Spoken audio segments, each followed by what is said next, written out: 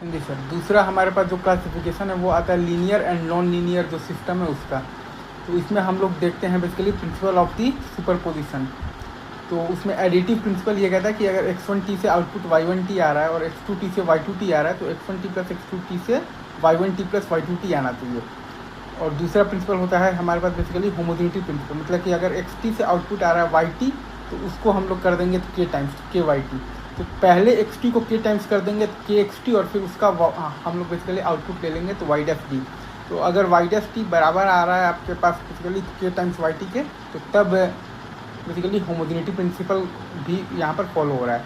तो अगर ये दोनों रिजल्ट फॉलो हो रहे हैं तब तो सिस्टम लीनियर है, और अगर इन दोनों में से कोई एक भी फॉलो नहीं हो रहा है तब सिस्टम नॉन लीनियर है। अगर दोनों ही फॉलो नहीं हो रहा है तब भी सिस्टम क्या है आपके पास, नॉन लीनियर है। ठीक है, हम लोगों ने यहाँ पर देख लिया है बेसिकली टाइम ये वेरिएंट सिस्टम और टाइम इनवेरिएंट सिस्टम क्या होता है। लाइक पहले हम लोग xt में पहले ले लेंगे आउटपुट yt और फिर कर देंगे टाइम का shifting y of the t minus T not, या फिर xt में हम लोग पहले कर देंगे टाइम का shifting x of the t minus T not और फिर हम लोग ले लेंगे आउटपुट तो y'। अगर वो दोनों बराबर होगा तो टाइम इनवेरिएंट सिस्टम, और अगर वो दोनों भाई बराबर नहीं है तो टाइम वेरिएंट सिस्टम। इतना ही है। ठीक है, हाँ जी सर। अगर आपका xt से पहले आप yt लाएंगे फिर y में आप शिफ्ट करेंगे t माइनस टी नॉट, या फिर आप xt से में पहले ही शिफ्ट करेंगे xt माइनस टी नॉट और फिर आप आउटपुट लेंगे। अगर दोनों बराबर है तो टाइम इनवेरिएंट, और अगर दोनों बराबर नहीं है तो टाइम वेरिएंट। लाइक xt का अगर आप करेंगे x ऑफ दी kt तो xt का x kt फिर x k of the t minus T not, या फिर xt का x t minus T not और फिर x k t minus T not, दोनों बराबर नहीं है तो टाइम वेरिएंट। या फिर xt का अगर आप करेंगे तो k प्लस xt तो xt का k प्लस xt और फिर आप करेंगे तो k plus x of the t minus T not, या फिर xt का x of the t minus T not और फिर आप करेंगे तो k plus x of the t minus T not. तो ये है आपके पास टाइम इनवेरिएंट।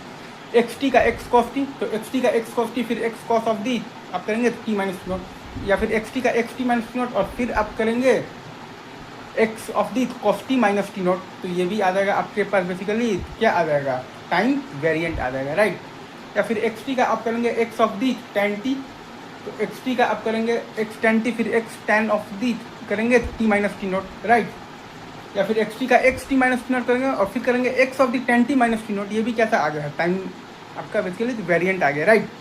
या फिर एक सवाल और ले लेते हैं, xt का x t स्क्वायर xt का x t स्क्वायर फिर x t minus T not call कर, या फिर xt का x t minus T not या फिर x of the t square minus T not. ये आपका भी कैसा हो जाएगा, टाइम वेरिएंट हो जाएगा, राइट।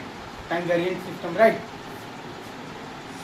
अब अगर आप देखिएगा बेसिकली आप ध्यान देंगे xt का xt क्यूब है तो xt का xt क्यूब और फिर x of the t minus T not का क्यूब, और xt का xt माइनस टी नॉट और फिर आपके पास x है आपके पास बेसिकली t क्यूब माइनस है आपके पास बेसिकली टी नॉट, राइट।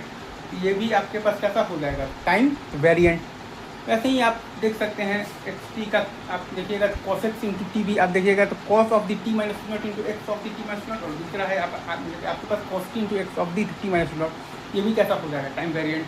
हाँ जी सर। स्टैटिक सिस्टम अगर कोई आपसे बोले तो इसमें आपको ये चेक करना है कि प्रेजेंट वैल्यू ऑफ जो आउटपुट है वो खाली आपका प्रेजेंट वैल्यू ऑफ इनपुट पर ही डिपेंड करे, और ये काम हर वैल्यू ऑफ इनपुट के लिए हो, एक भी आपका एक्सेप्शन ना हो, अपवाद ना हो। आ जाते हैं सेकंड नंबर पर, डायनेमिक सिस्टम। इसमें आपको ये देखना है कि प्रेजेंट वैल्यू ऑफ जो आउटपुट है वो आपका बेसिकली तो पास्ट या फ्यूचर वैल्यू ऑफ इनपुट पर भी कम से कम एक वैल्यू ऑफ मतलब कि इनपुट के लिए वो डिपेंड कर रहा है। एक के लिए भी हो जाएगा तो सिस्टम हो जाएगा आपका बेसिकली कैसा हो जाएगा आपका सिस्टम, तो डायनेमिक हो जाएगा। अब आते हैं नंबर 3 पर, कॉजल सिस्टम। इसमें यह है कि सारे ही वैल्यूज ऑफ इनपुट के लिए अगर आप ध्यान दीजिएगा तो प्रेजेंट वैल्यू ऑफ जो आउटपुट है वो आपका basically future value of input के independent, non causal. Non causal में फिर से ये है कि अगर एटलीस्ट एक वैल्यू ऑफ इनपुट के लिए भी अगर आपका प्रेजेंट वैल्यू ऑफ जो आउटपुट है वो फ्यूचर वैल्यू ऑफ इनपुट पर डिपेंड करके मतलब कि सिस्टम कैसा हो गया, नॉन कॉजल। एंटी कॉजल में ये कहा गया है कि सारे ही वैल्यूज ऑफ इनपुट के लिए आपका बेसिकली जो प्रेजेंट वैल्यू ऑफ आउटपुट है वो खाली फ्यूचर वैल्यू ऑफ जो इनपुट है उस पर ही डिपेंड करे, दैट्स इट। इतना ही इजी है और मैंने एकदम तो क्लियर कट लिख दिया है। अब क्वेश्चन बहुत सारे आएंगे इंटीग्रेशन में, वो सब आप देख सकते हैं अगर आपको बेसिक मैथ्स और ये डिफिनीशन की क्लैरिटी है तो, ठीक है। इन्वर्टिबल और नॉन इन्वर्टिबल का मतलब जो मैथ्स में हम लोग पढ़ते थे 1 1 2 फंक्शन इंजेक्टिव और बाइजेक्टिव मिलाकर, नहीं इंजेक्टिव और सब्जेक्टिव मिलाकर होता था तो बाइजेक्टिव, वही बात। स्टेबल सिस्टम यह है कि बाउंडेड इनपुट के लिए बाउंडेड आउटपुट हो, BIBO system are stable and non BIBO are unstable, that's ठीक है। चलिए सर आगे बढ़ते हैं, मूव ऑन।